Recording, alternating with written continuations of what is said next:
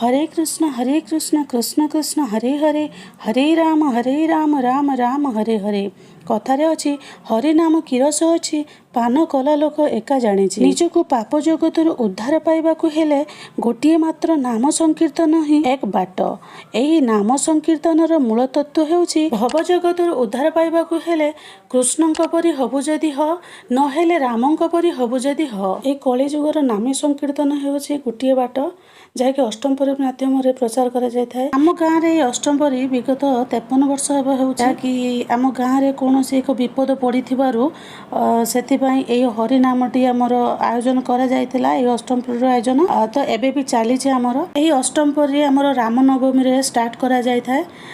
ता पर दिन जाइके शेष हुए।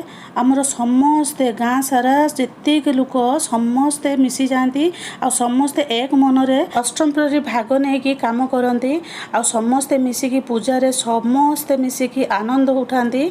आ देखंतु हमर केते बढ़िया सुंदर समस्ते पूरा नदिया दांडरे जेमती नाचंती तो सेमती भाबरे नाचुचंती। समस्ते मन खुशी हो जायछि कहारी राग रुष कहारी किछि नाही समस्ते मिसिकी नाचुचंती। देखंतु या माध्यम रे गोटे भाईचारा सृष्टि होता है। आमर जो माने भी बाहर रही था जो माने भी चाकरी बाकरी करिकी बाहर रही था समस्ते आसती गाँ को आसिक आम पूरा एंजॉय करूँ।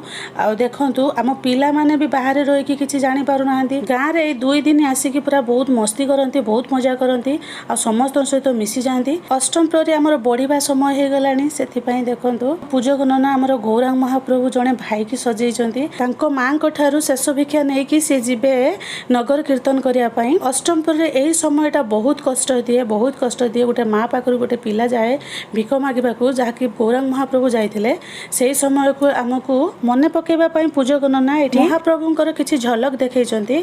ता भितरे देखंतु मु एठी महाप्रभुंक पई प्रसाद तयारी कर देछि अन्न प्रसाद तयारी करछि जहाँकि अन्न प्रसाद भोग लागिबो। प्रहर प्रहर भोग लागि साला परे काईना प्रहर प्रहर को तांकर अलगा अलगा प्रकार भोग थाए तो शेष प्रहर को मु अन्न भोग लगेबी बोली मु एठी तयारी करिछि। तांकु बा किए कोन देकी संतुष्ट करि परिबो सीए तो समस्त को देला वाला 56 कुड़ुआ भोग खाइला वाला ए अथम चेष्टा करिछि किंचित मात्र आशीष पाइबा पई। जगन्नाथ स्वामी नयन पथगामी भव तुमेव।